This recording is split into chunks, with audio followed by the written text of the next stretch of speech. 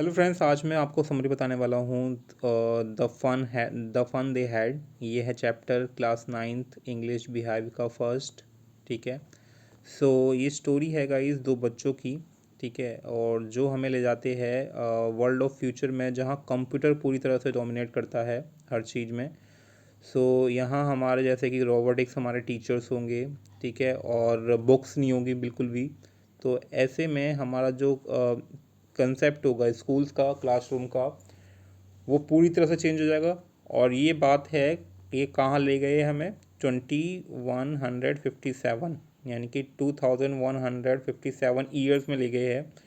तो जिसमें माँ जी अपनी डायरी में लिख रही है कि टॉमी, जो दो बच्चे हैं, माँ जी और टॉमी, टॉमी को कैसे एक बुक मिली जो टॉमी के एक ग्रैंडफादर की है, जब वो बच्चे थे। जो ग्रैंडफादर था जब वो बच्चे थे, ठीक है, उनकी बुक है वो।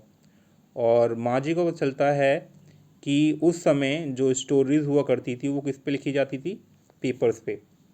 और ये अभी बात किसी कर रहे हैं, ये कब की बात है? ये 2157 की, जब बुक्स नहीं है बिल्कुल भी। ठीक है। ये फ्यूचर इमेजिन कर रहे हैं। ठीक है। तो ये फ्यूचर की एक कहानी है जिसमें कंप्यूटर पूरी तरह डोमिनेट कर रहा है, यानी कि वहाँ बुक्स भी नहीं है बिल्कुल भी। पढ़ाई होती है कंप्यूटर्स पे होती है, मूविंग टीवी स्क्रीन्स पे होती है। So further they read the book themselves and find feeling of turning page over and rather funny. So जब वो किताबें पढ़ते हैं खुद से, तो उन्हें बड़ा अजीब लगता है और काफ़ी फ़नी लगता है। It was funny because they were not in a habit of reading still words. तो वो उन्हें फ़नी क्यों लग रहा है? क्योंकि उन्हें आदत नहीं है वर्ड्स, जो वर्ड्स है एकदम स्टिल, यानी कि अब बुक्स पे है, वर्ड्स मूव तो करेंगे नहीं। ठीक है। So only once in a motion and that too on a screen. और ये क्योंकि ये जो पढ़ते हैं अब 2157 ईयर में बच्चे हैं, वो स्क्रीन पे पढ़ रहे हैं, यानी कि मूविंग वर्ड्स होंगे इसमें, इस ईयर में। ठीक है। और बुक्स में हमारे जो वर्ड्स होते हैं वो थोड़ी ना मूव करेंगे। So we learn that in the future there are no books, only tally books, and they store them in a TV sets and computers. तो उसे पता चलता है कि उनसे, उन दोनों बच्चों को पता चलता है कि फ्यूचर में बुक्स नहीं होगी, ओनली टेली बुक्स होंगी। टेलीविज़न पे सारी बुक स्टोर होंगी और कंप्यूटर्स पे स्टोर होंगी। ठीक है। So after that it takes on interesting turn when they discuss school. और एक अलग गाइस इंटरेस्टिंग बात जब आती है जब वो स्कूल को डिस्कस करते हैं। तो माँ जी को पता चलता है कि school were different back then. तो माँ जी को पता चलता है कि उस समय में स्कूल भी बहुत अलग होते हुआ करते थे। They had actual person who were teachers. ठीक है। तो वो बोल रहे हैं कि उस समय जो टीचर्स हुआ करते थे वो इंसान हुआ करते थे। अब ये बात कब की हो रही है? 2157 की। इस समय टीचर्स नहीं है, इस समय रोबोट टीचर्स है, रोबोटिक टीचर्स है या फिर टीवी स्क्रीन्स है। तो यहाँ हमारे टीचर नहीं पढ़ा रहे, इस ऐसे फ्यूचर में इमेजिन किया गया है। तो it is surprising because she has only robots which teach हर। क्योंकि अब के समय में, यानी कि जिस समय की फ्यूचर की बात कर रहे हैं, इस समय में रोबोट्स पढ़ाते हैं। ठीक है। अब अगर आप चैप्टर खोलोगे इसका, तो उसमें आप देखेंगे कि फ्यूचर ऑफ स्कूल कैसे होंगे। रोबोटिक टीचर्स होंगे, टीवी स्क्रीन्स होंगी, कंप्यूटर स्क्रीन्स होंगी जिस पे बुक्स होंगी, फिजिकल बुक्स नहीं होंगी। ठीक है। More she does not like teachers because of a lot of reason. तो माँ जी को स्कूल ही पसंद नहीं है, उसके भी काफ़ी रीज़न है। The school she studies does not have any classmates.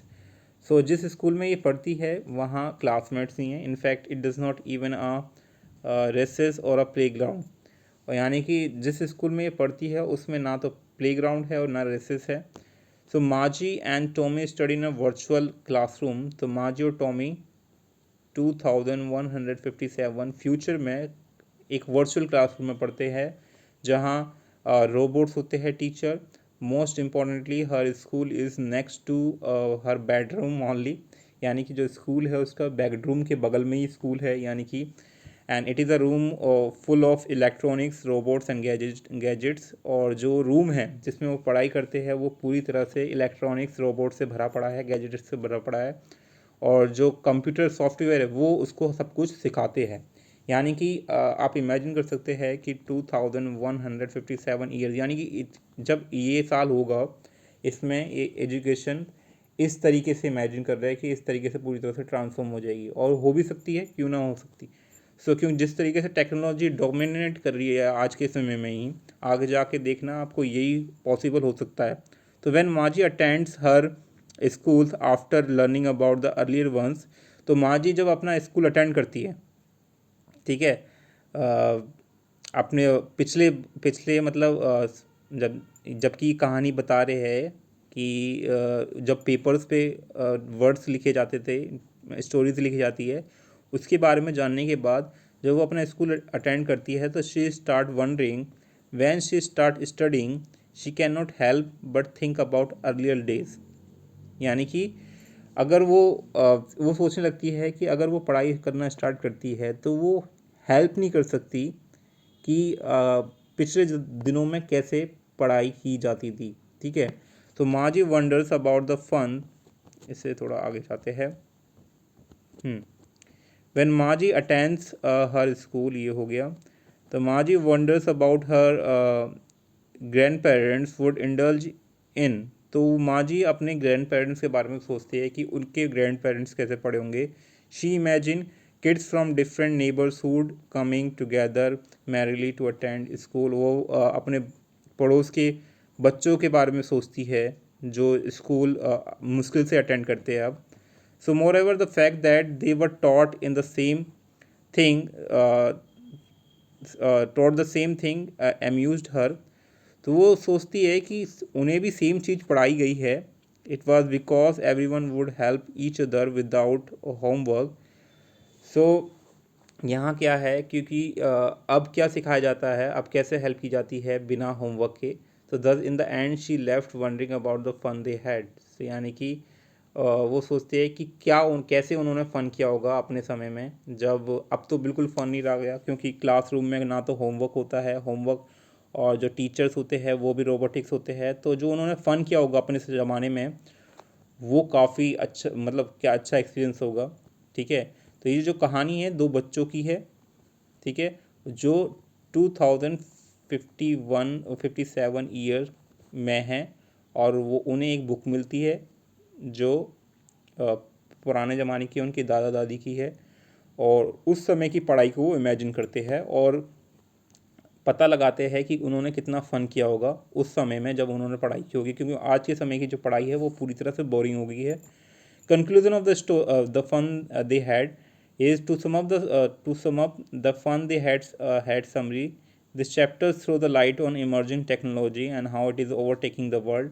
तो ये कहानी क्या है, ये कहानी बता रही है कि कैसे जो ये टेक्नोलॉजी जैसे जैसे अपडेट होती जा रही है, वैसे वैसे ये वर्ल्ड को ओवरटेक कर रही है, वर्ल्ड पे डोमिनेट कर रही है, और ये आगे जाके फ्यूचर में ये सरप्राइजिंग नहीं होगा कि if teachers were replaced by robots, और आगे जाके ये सरप्राइज़ नहीं होगा, यानी कि हमें सरप्राइज होना चाहिए कि आगे जाके टीचर्स जो होंगे उनकी जगह रोबोट्स हमें पढ़ाएंगे, ठीक है। सो यानी कि ये इमेजिनेशन की एक स्टोरी है, ठीक है, जिसमें 2 बच्चे डिस्कस करते हैं जिन्हें वो बुक्स मिलती है। तो ये जो स्टोरी है ये पूरी इमेजिनेशन बेस्ड है, ठीक है, जिसमें 2 बच्चे हैं, माजी और टॉमी, और जो इस ईयर में हैं, ठीक है, और वो इमेजिन करते हैं कि जो अभी करंट हमारा चल रहा है 2023, इसमें कैसे पढ़ाई होती होगी। तो वो सोच रहे हैं कि आज के समय में जो फ्यूचर है इस ईयर में बिल्कुल फ़न नहीं है पढ़ने में, मतलब कुछ इंटरेस्टिंग चीज़ नहीं हो रही है। तो जब हम इस जो करंट ईयर है इसमें उन्होंने, जो उनके दादा दादी है, उन्होंने कितना फ़न किया होगा अपने पढ़ाई करते समय। तो ये स्टोरी उस समय उस चीज़ की स्टोरी है, तो ज़्यादा कुछ है नहीं। So hope you like it, hope you understood. Thanks for watching, bye bye.